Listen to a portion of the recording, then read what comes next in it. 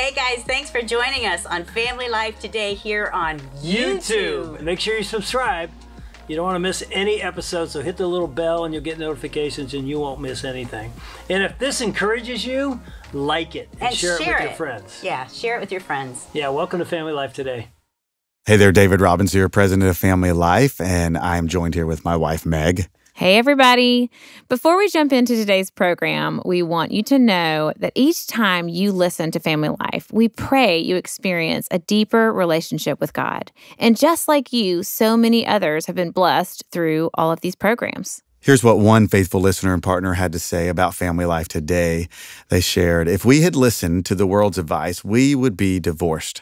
Instead, through our faith in Christ and many programs from Family Life today, we are now happily married for over 33 years. And then they continued, they said, "Together, we run a marriage ministry now, encouraging others that with Christ, all things are possible and your marriage can be healed. We encourage all the couples we work with to listen to the daily encouragement of Family Life today for guidance in their marriage." Wow, this is the kind of transformation that can take place when we invest in our families. As a donor-supported ministry, we rely on your support. And if you have already given this season, we want to thank you for your partnership in helping families experience time together around the timeless truths of God's Word.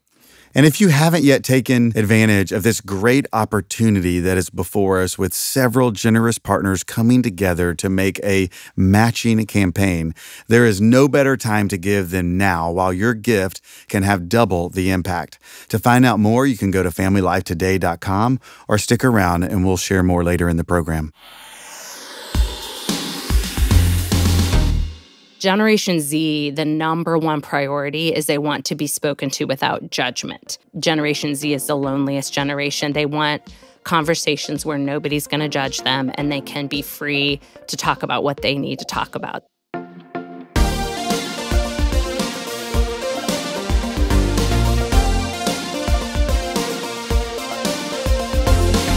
Welcome to Family Life Today, where we want to help you pursue the relationships that matter most. I'm Dave Wilson. And I'm Ann Wilson. And you can find us at FamilyLifeToday.com or on the Family Life app.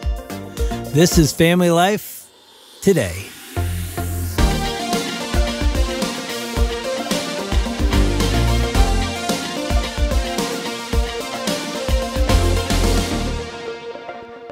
Have you ever heard of anybody being called the exclamation point woman? No. She's sitting in the studio. I'm pretty excited about it, too. I don't know if it's accurate or not, but I heard her once give a message, and she said on campus, they call her the exclamation point professor. The walking exclamation point, yep. That's what you're called. Sometimes. I have been called that before, yes. Well, we're talking to Dr. Heather Holleman, who's a professor at Penn State. You're a mom of two. You've been married how many years? 20. We're coming up on 23 years. And you've been a professor at Penn State for how long? About 15 years. Okay.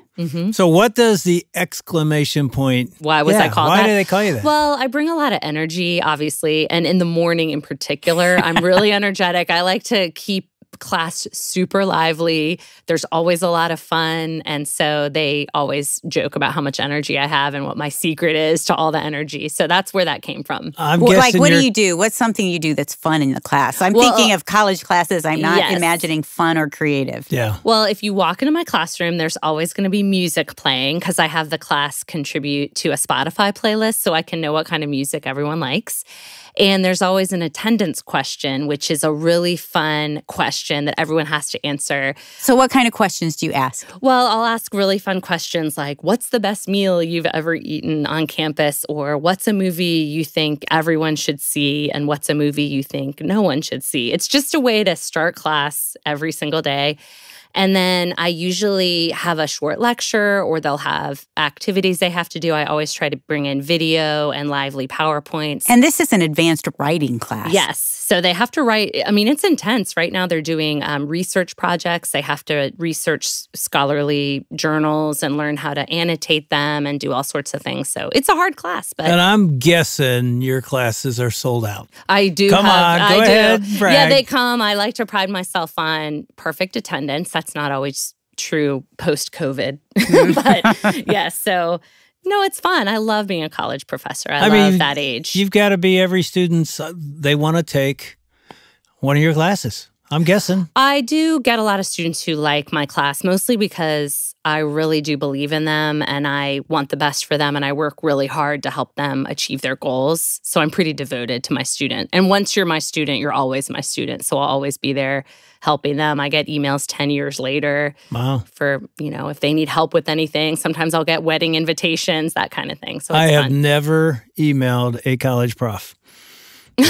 I did. I mean, have you gone to office hours at least? I did. No, he gave me a D on a paper when I shared my faith, and I felt like, did you give me a D because it was written poorly, or was it the topic? And good question, yeah. Well, I was just thinking I've never emailed one because they didn't make a mark on my life like you are. I mean, they're emailing you because you've made a mark on your life. And you're modeling for us the book we're going to talk about today, The 6 Conversations. I mean, before we met you, walking in the hallway, you had already asked me 5 questions. I did. On the way to the studio. Yes, she's a great conversationalist. Yeah. And the subtitle of the 6 Conversations is Pathways to Connecting in an Age of Isolation and Incivility. That's right. I was highly motivated to research and write this book because of just the culture, not only of what I see on campus, on the college campus, but just research reports coming out about how lonely and isolated people are. I was looking at this Cigna Health study of 20,000 U.S. adults that said almost half the population reports not having meaningful conversations. And the Harvard Grant study, longest research study ever. It's in its maybe 85th year, and they say that the single most determining factor of a happy life is warm connections, warm relationships. So I was seeing the lack of that, and I thought, I really have to do something. I have to, teaching on the college campus, I thought, can I teach people how to have a loving connection, how to have a really good conversation so they're not only less lonely, but as someone who wrote the book Sent, I wanted people to get better in their ability to talk to each other about things that really matter, like their faith in Jesus. I'm thinking of the listener, when was the last time you had a really deep, meaningful conversation? Like just that question, I think that kind of makes us sit back and think, oh, is that something I have on a regular basis? Or is that something I haven't had it in a long time? Right. And you're saying that's really important. It's really important for mental health and also physical health. One thing about the book is I read all the research, all the available social science research. And then I also look at what the Bible has to say about why conversations would matter and how to have them well. So I love this book because it's practical. It's not an academic book, but it has all the research behind it that will help you have a loving connection and get to those meaningful conversations. Yeah, it's super, super practical. Yeah, it's easy. But here's my question. I'm an introvert. Which he's not by any means. I was looking at you like, okay, someone's not telling the truth. I'm pretending I'm an introvert, and I hear this discussion. I'm like, yeah, but I don't even really like to talk to people. Do I have to? You're so funny because, my husband is an introvert and I say he's like the proof of concept for this book. Yeah. Because he is more introverted and more reserved. But what you find is when you see the research behind the benefits of having a warm and loving connection and some of the mindsets that you would need in order to increase your happiness and also live a more biblical life, he was really motivated to connect in these ways. And he found himself reaching out on, airplanes or to friends in new ways. Because the mindsets, once you learn the 4 mindsets, they're really easy to learn and really transformative and can help you really grow in your art of conversation. Well, let's go. Let me say this, too, just a shout out to the introverts. I feel like introverts can have the deepest conversations. That's right. Yeah. Yeah. That's right. Whoa. Explain that one. You can't just throw out this and Heather goes, yeah.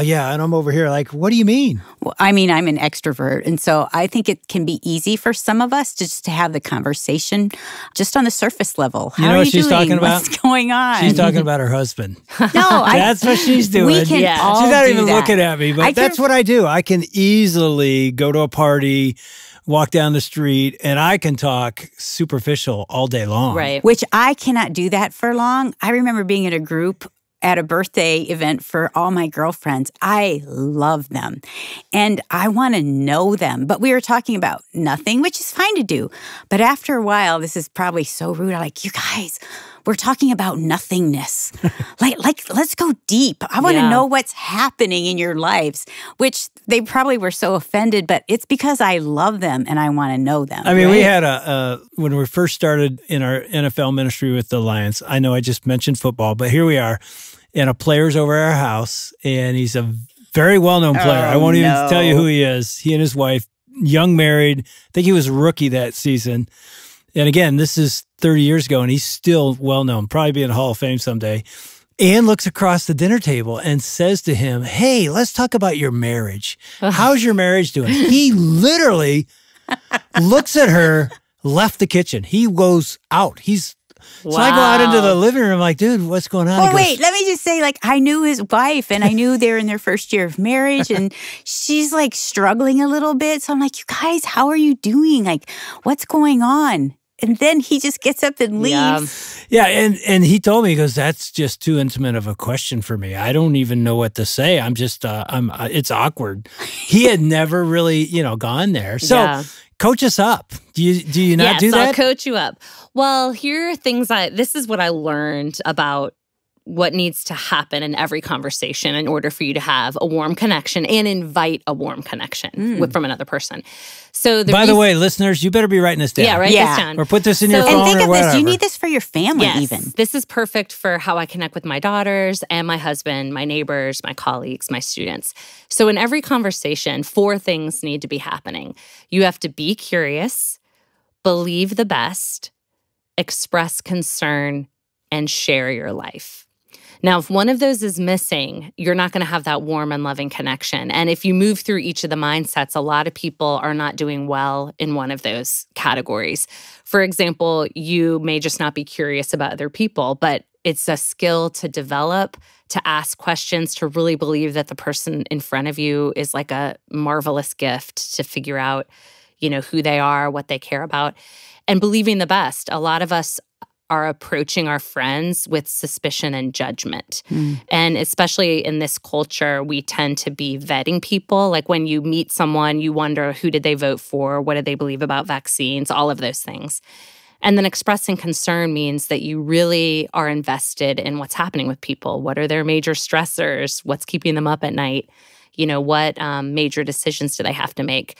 And then it's your turn to share your life. And a lot of people don't do that well. And all of those terms, they have research terms like interpersonal curiosity, positive regard, investment, and mutual sharing.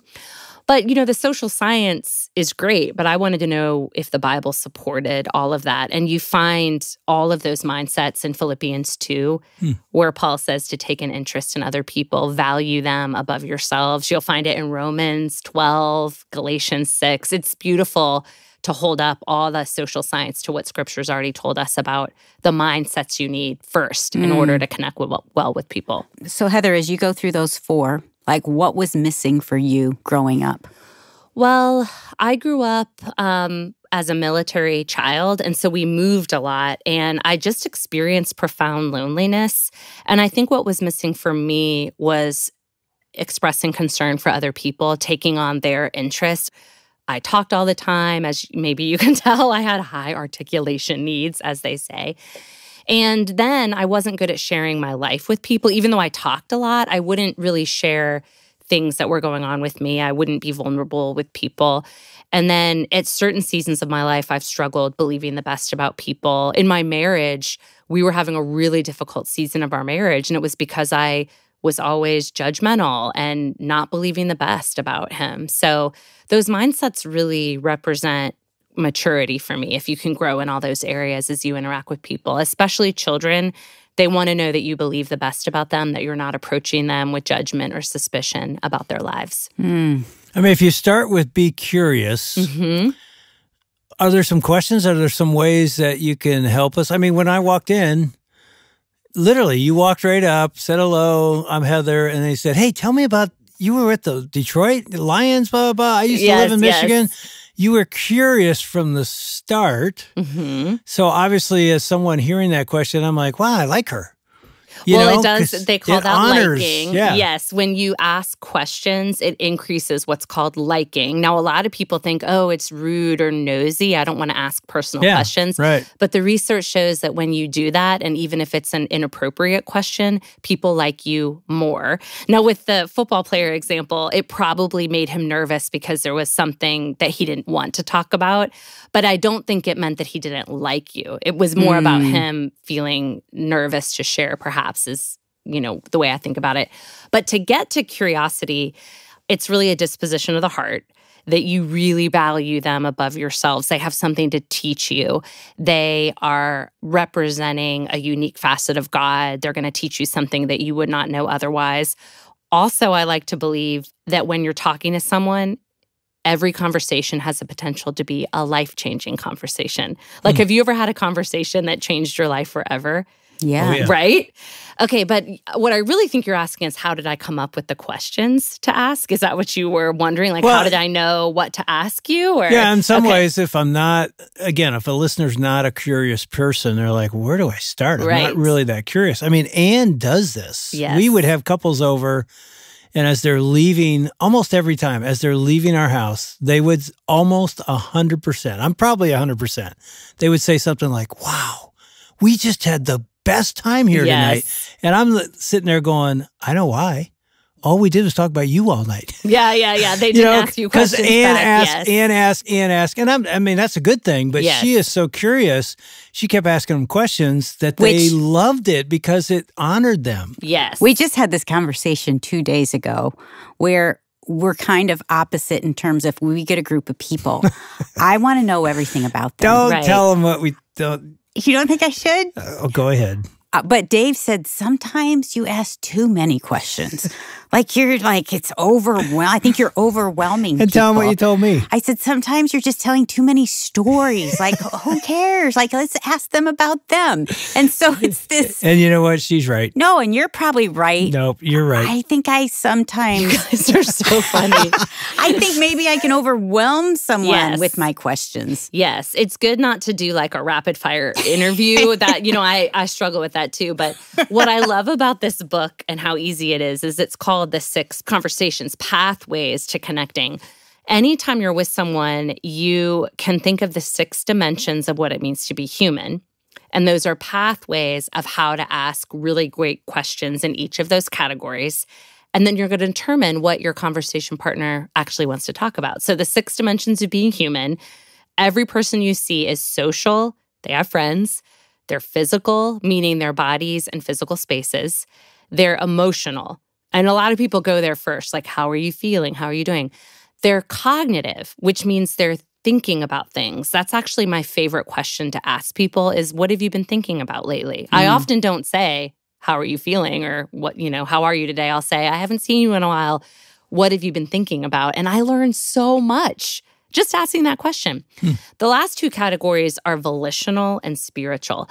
Volitional means that everyone you meet makes choices. That's human volition, your ability to make choices and act on them. So it's really about decisions people are making, what choices they're making, how they decided something. And I like asking people that, especially if they're wearing something new. I'll say, I love your outfit. How did you decide, to wear that dress? Or how did you decide to buy that dress? Just ask them their decision-making process, what went into it. She just asked me this in the bathroom, by the way. And then spiritual is my favorite category. It's hard to start in the spiritual category, but you can. You can ask people, I haven't seen you in a while. I would love to know just what have you been thinking about God? Or, it's more awkward because if you don't know the person well, it's hard to ask a question in that category. But I love using the structure of the 6 conversations because you'll never get lost in conversation again. And whatever someone answers, you have endless permutations of where to go next. So when I asked Dave about the time with football, if you noticed, I was interested in what it did, the impact it had on your body. That's physical. I wanted to know, did you have injuries? And I didn't know if you wanted to talk about it because so I was listening, like, is he answering in more than one word? Does he seem animated about it?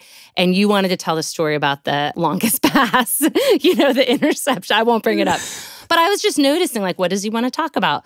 But I could have asked a social question, like, what were your favorite friendships from that time? or cognitive? What were you thinking about when that? Well, I actually did ask you that after the football pass. What was that like? How did, whatever. Spiritually, I asked, how did you handle that? You weren't a Christian yet. How did you recover? And then I could have gone on and on based on whatever you answered. I just could have run down the list and observed the category that you like talking about most. That's interesting that as you recall that conversation, you were literally going through She's going through the whole process. You talked about. It's easy. On the other side of that, even reading your book, 6 Conversations, I didn't even know you're doing it. Right. It just so felt it's not like a conversation. Artificial. Yeah, a lot of people are like, isn't this artificial? You're going down a list. Or a formula. No, it's just paying attention and being really curious and figuring out what people love to talk about, and then you can have a really warm connection. So often people love to talk about their bodies and physical spaces, but nobody asks questions about that. So asking someone, for example, how they've been sleeping at night, people actually like to talk about sleeping, their sleep rituals, how they're sleeping, or especially with older people, they often like and need to talk about the changes like pain they're experiencing and having someone listen to what it's like to grow older. People also love to be able to process decision-making, things like that. It's interesting as I'm looking at your 4 mindsets, I'm thinking of a parent.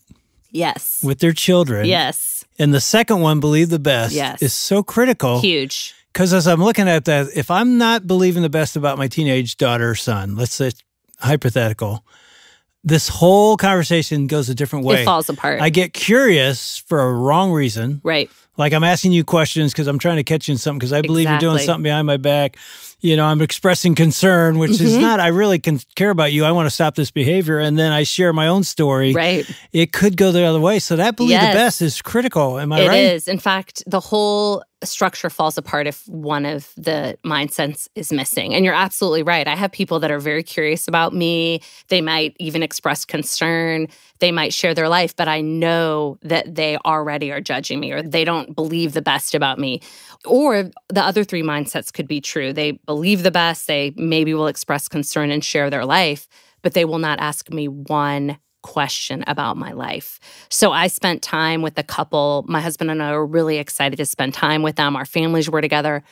We spent 8 hours. They did not ask us one question about our lives. We left feeling lonely, disconnected, and really unsatisfied with how that went. We could ask them a lot of questions, but it was never kind of returned. And that's really hard. It's a real challenge to people to think, be curious, believe the best, express concern, share your life. If you don't share your life, it comes off as an interview. Oh, yeah. So you need that last one. See, hon, you're sharing your life sharing for your good life. balance. That's what I'm doing, honey. No, you're really right. good because a lot of people don't understand why you need all 4. So you got right to the what's going to happen if I don't believe the best. And Generation Z, the number one priority is they want to be spoken to without judgment. If you look at this, the studies on belonging, and Generation Z is the loneliest generation. They want conversations where nobody's going to judge them and they can be free to talk about what they need to talk about. So I think about that when I'm with my students or with people who believe totally different things than I do. I just want to believe the best. There's a story behind why they believe what they believe, and me trying to figure out that story and not judge them. Even if it's a completely wild, a political opinion I don't agree with or maybe behavior that I think is wrong. Instead of judging them, I want to know the story. Tell me how you decided to do that, or tell me more about how you arrived at this political position. I'm really curious. And they'll know if you're believing the best. They'll know, they can tell. So you have to really believe it in your heart that people are trying to do their best. There's always a story behind why they believe what they believe. Well, it's also interesting if you think about the be curious. If a person isn't curious, right? Again, I'm making a judgment here. It sort of indicates if I'm not asking questions about people I know, even my own spouse, I'm selfish. And I really don't care. Right. It's all about me. Yes. It's like, what would that look like in a marriage to say your interests are more important than mine? Philippians 2, have the same mindset that Christ had. Just apply that to your marriage. You would probably start with, I need to ask her some questions. I need to ask him, I want to know. Right. My spouse. And so often this is good. We drift toward isolation because we're just not willing to have the conversation to say, this conversation is not about me. I want to love you. And it's going to start this way. Tell me about your day. Yes, or here's a great question. If you feel disconnected from your spouse or children or anyone, you can say, we haven't connected in a while. What question are you hoping I'll ask you about your life? That's a good one. And, with my husband, he loves the physical category. He loves physical spaces, physical processes. When I ask about woodworking or take a real interest in anything he's building, a system or whatever, he loves that. He knows that I love the cognitive category and I love talking about what I'm learning in Scripture. So it's an act of love to know what your spouse and children like to talk about. My children love to talk about their friends. They love to talk about music, food. They don't want me to ask them like what their deep thoughts are about a passage of Scripture they read. They don't want that right now. Right. So I just like to get the warm connection based on what they enjoy talking about. I had two thoughts. But if I think back to our 10th year, which our listeners know about, it's the year that Ann said, I've lost my feelings for you. When we were coming through that, one of the things you said to me when we go out on a date, you said, would you ask me this question on our dates? And she said, write this down. So this is back in the pencil and paper days. I literally get out of things. She says, just ask me this when we go out. What's that? How are you doing? Yeah. And I'm like, how are you doing? That's what she goes, you don't ask me that. And as I realized, my whole life was about me. Yeah. The reason she lost feelings for me is I'm all about me, my job, my ministry, my future. I'm never stopping to just ask that simple question. Be curious. How are you doing as a mom, as my wife? And so my answer to you on the other side is there have been many times I've asked a wife, so what's your husband literally do at work? And they're like, I don't know. He's something with computers. I'm like, your husband really would love to talk about that. That is really important to us. This is what I do all day. And again, some husband may be going, I don't really want her to know. I think that's what I love it when you ask me, tell me about your job. Like you're writing a sermon. What's it about? Why are you going this way instead of that way? What'd you feel when you're on stage? Ooh, that's all volitional. That kind of stuff. You want people to ask you, hey, how'd you decide to do that passage? Yeah. Yeah, you like and the make volitional that move. Even in an interview. Why'd you go there? That's the coach coming out. Like, that is the true. play. It's like, how are you choosing to do that? What do you see that we don't see in the future that made you decide to do that? There and you I go. think Yes. one other great application for today would be to ask your husband, to ask your kids this question. Do you feel like I believe the best in you? Yeah, they know. They That's big. totally know They the know. answer. And I would say this too. Pray before you have that conversation. Because especially if you have teenagers, our kids spoke truth to us, man. And it was hard to hear sometimes. And so ask God to give you the ears to hear what they have to say. And when they say, because they may say, I do not believe you believe the best. Do not get in an argument and say, yes, I do. Yeah, don't get defensive. Say, you're right. Tell me more. Why do you feel that way? And listen, because I think God wants to grow you. That is so good, Anne. The other thing that is good with kids is to let them know you're carrying their burdens with them. Galatians 6, to find out what their major stressors are. After you ask that, say, look, I really want to help carry your burdens and pray for you. Let them unburden themselves. What are the major stressors? What thoughts keeping you up at night?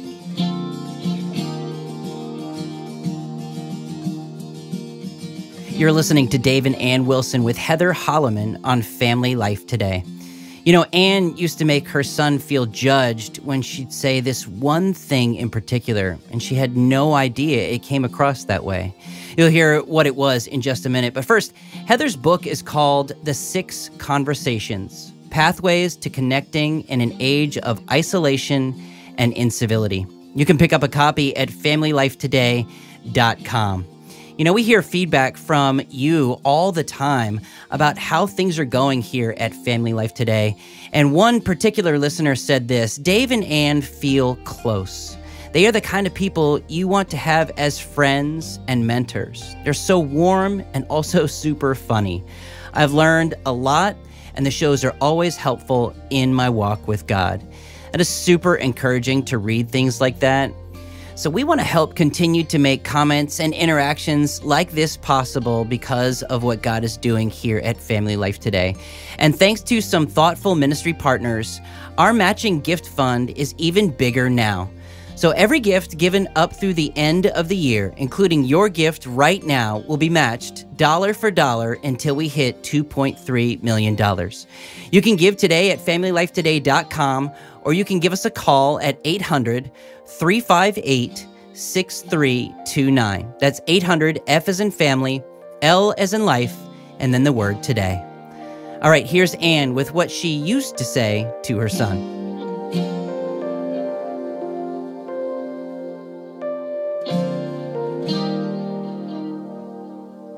My adult son just said, I don't like it when you do this, is I would say, I'm worried about you.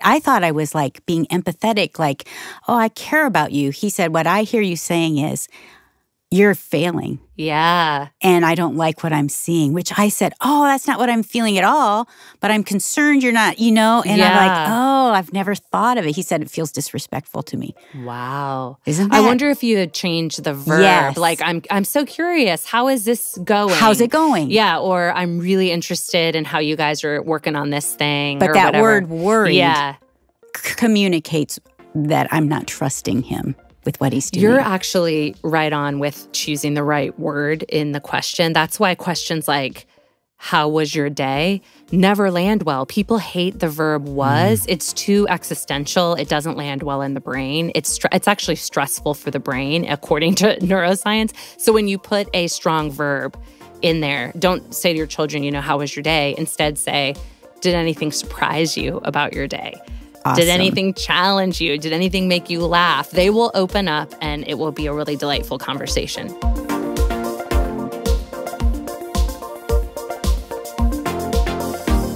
Have you ever been in a boring conversation when someone's talking and they're like, yada, yada, yada, and then a thought comes and you kind of wonder what you'll be eating later on, and then unexpectedly you hear, right, Shelby? Well, maybe not Shelby, but you hear your name and you go, huh?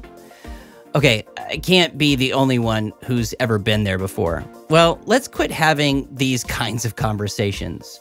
Well, tomorrow on Family Life Today, David and Wilson talk again with Heather Holleman about what relationships could look like if we start to listen well. That's tomorrow. On behalf of David and Wilson, I'm Shelby Abbott. We'll see you back next time for another edition of Family Life Today.